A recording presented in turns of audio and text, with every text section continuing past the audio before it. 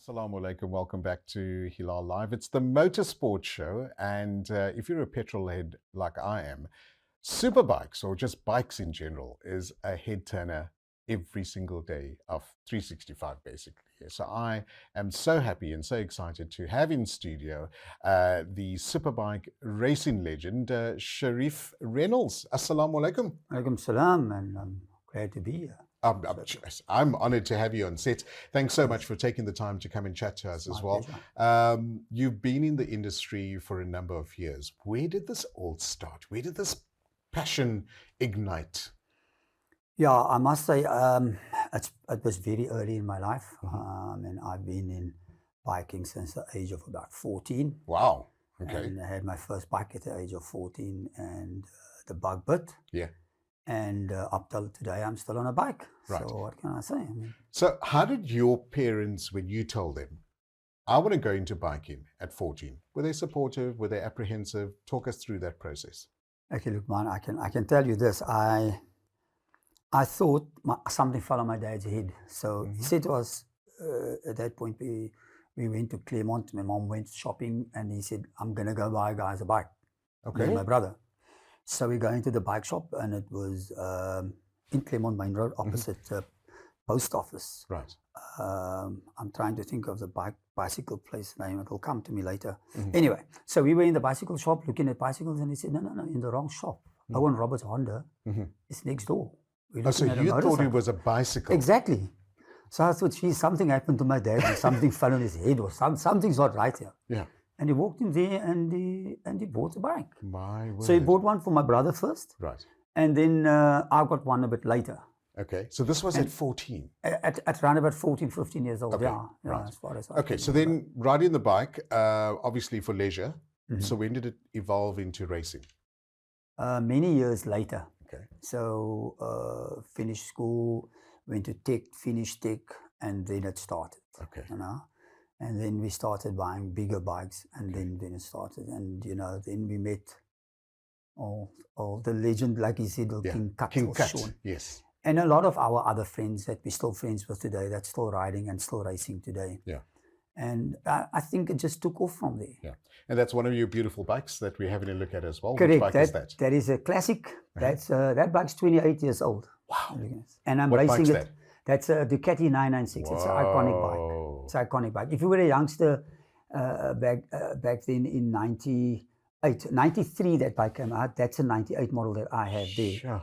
If you were a youngster back then, that was the Ferrari of a bike that you want to be on. Phenomenal. So I race that bike currently in classics. Okay. And as you can see, that is the most recent trophy that was won at the East London Mercedes-Benz circuit. Beautiful. 4 weeks ago, I think Okay. about a month ago. Yeah, I finished up second in the TT. Congratulations. Congratulations. So the racing, did your family get involved? Did you have your own team? Talk to us about that. Absolutely. So absolute family. So it's a bit sad for me to mention it. In 2010, my son and my nephew was racing, myself and my brother. And in 2010, I was challenging for the regional championship, Class C championship. And so you guys were all in the same race? Not in the same race, but it's different categories, different classes. Okay. So my brother is in a different class, I was in a different class, and then my nephew and my son, they're in the smaller class. And we lost our nephew on track, 11 years old. Oh no! So that was for me the culmination almost of my circuit racing. Gotcha. Yeah. And I took a sabbatical from there and then started my drag racing. I see. So I did drag racing and circuit racing, but then I left the circuit because it left a bad taste. Of course. I went into drag racing. Right. So in 2011 we go to Talton and I've learned it's in Johannesburg. Correct. Right, it's still in Johannesburg. Still in Johannesburg. It's still in Johannesburg. In Magaliesburg to be honest, the north of Johannesburg. Yeah. So yeah, I did drag racing in Cape Town, and I mean we did a lot of the club races and so forth, and we did very well in club racing, and luckily for me, I then had a sponsor. Okay. And he said to me, Sharief, you know, we're cleaning up here in terms of drag racing with the club races and the regional racing and stuff. Let's do a national thing. Let's go national. Nice. I said to him, look, it's big boys in Joburg. I mean, we don't play in that league. Right. But let's give it a shot. So I was sponsored a bike, and it was a Suzuki K5000 GSXR. Nice, good bike. It's also a very iconic bike in terms of a Suzuki. And I campaigned that bike for 7 or 8 years. I still have it, by the way. Brilliant. So in 2011, we went up to Joburg. It was tough. It was half a season just to get acclimatized. And 2012, I won the national championship. Wow. First black person to win the national That's championship. amazing. J Racing in 2012. So I have that trophy. My name is on the board, and Kilani there. It's there forever. That's So amazing. it was a big Congratulations. It's always such a lovely accolade to keep as well. And obviously treasure and speak about it with other, camaraderies as well, competitors as well. And it looks like you guys have maintained this family structure. The guys that race against, compete against each other. I would imagine as someone that comes from a non-white community, things were a lot harder for sponsorships to get the bikes going. Talk to us a little bit about those years. Yeah, no, definitely. I mean, it depends on your skill level, and depends on your eagerness to want to win.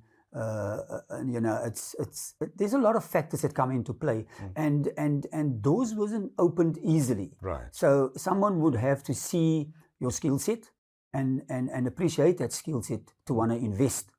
And I think in my case, I was eager to do it. I was prepared to invest my own funds, and someone would see that and say, look, there is an opportunity here.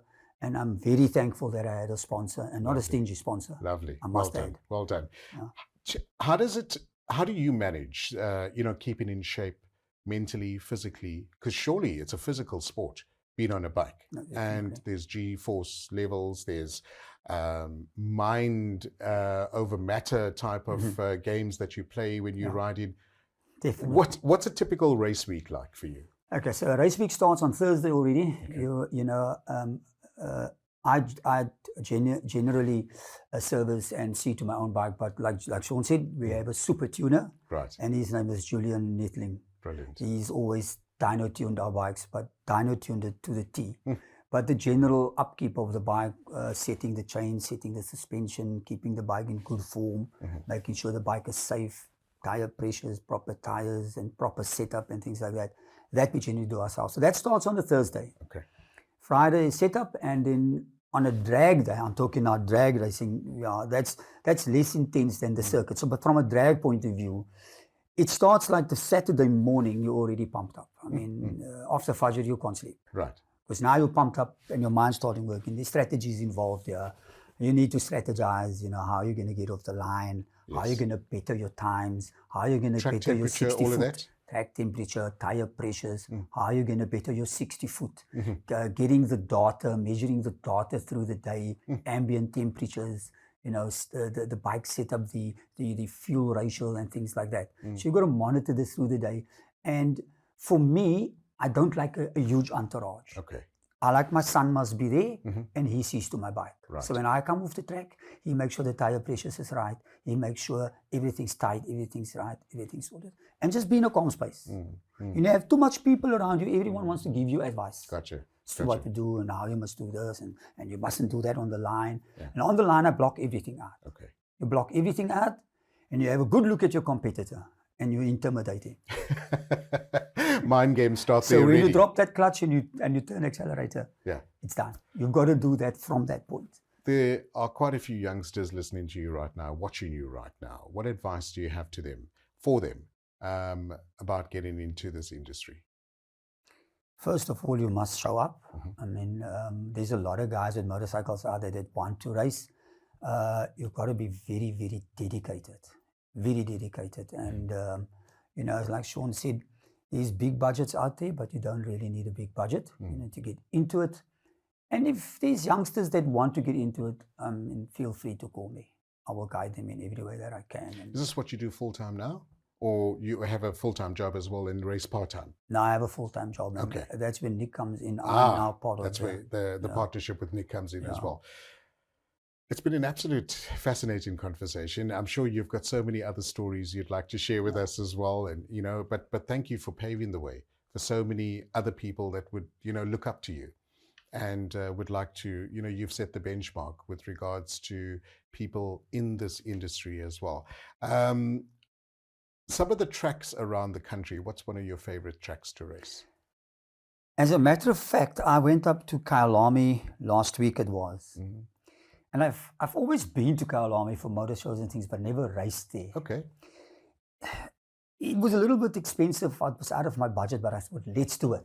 Because the week before we were in East London. Okay. So I had to fly back, get my bike to Kyalami, and fly home from East London, fly back up to Kyalami, and then fly back home, and then get my bike sent back. But I'm absolutely thrilled that I did Kyalami. Let me tell you, it's a world-class circuit. Stunning. So I go out the morning, I'm like on eggs, on marbles. I'm nervous. I'm around the track. The track is so beautiful and smooth that it feels almost surreal. Wow. But the first thing that I noticed is that they've got this nicely painted runoff areas, and it's nice green and red, yellow and white and so on. And because I went that slow, the lines actually put me off because it just played with my mind.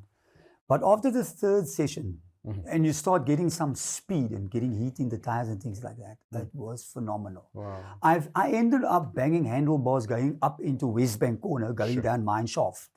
But I enjoyed it. I enjoyed it so much. I went out with another group that I wasn't supposed to go out in that group, and I just went out with that group, and I just had a ball of time. So an excellent track. I love it. Kyalami, beautiful. Nice. Sharief, Jazakallah so much for coming into studio. Absolute pleasure speaking to you. Keep flying that South African flag and doing what you love doing so passionately as well. Have a great evening. Shukran. Salam. There we go. Sharief Reynolds in studio, legendary racing superbike driver as well, a biker. If you like bikes like I do, he's the guy to watch. Thanks for watching the Motorsport Show. We'll have another edition next Thursday, inshallah. Jazakallah to Mariam for producing the show. Sohail Barnes on technical duty. And for myself, Luqman Shadrack, wishing you a lovely evening. Assalamu alaikum.